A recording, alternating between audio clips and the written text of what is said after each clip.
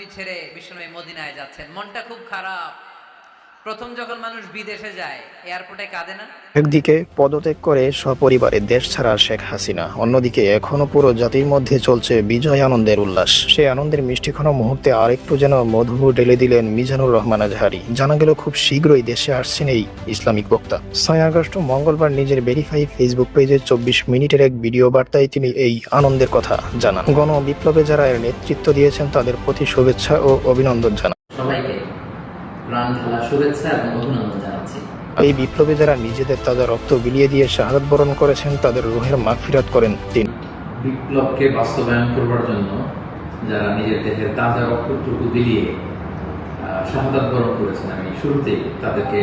এর আগে 6 জুলাই মঙ্গলবার ফেসবুকে দেওয়া এক স্ট্যাটাসে আজহারী লেখেন, অন্তর্বর্তীকালের সরকার গঠনে কালক্ষেপণ ঠিক হচ্ছে না, আরো আগে করে ফেলা উচিত ছিল।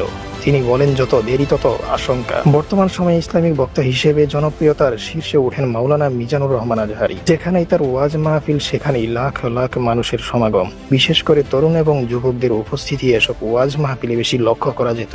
তবে 2020 সালের জানুয়ারি মাসে 22 জন ভারতীয় হিন্দু অবৈধ বিষয়ে বাংলাদেশে এসে তার হাতে ধর্মান্তরিত হয়ে মুসলিম হলে তিনি প্রগতিশীলদের কাছে সমালোচিত হন। একসময় তার মাহফিলে জনস্রোত ঠেকাতে স্থানীয় প্রশাসনের জন্য কঠিন হয়ে পড়ে। পরে তিনি নানামুখী চাপে দেশান্তরিত হন এবং সামাজিক যোগাযোগ মাধ্যমে সক্রিয় হন।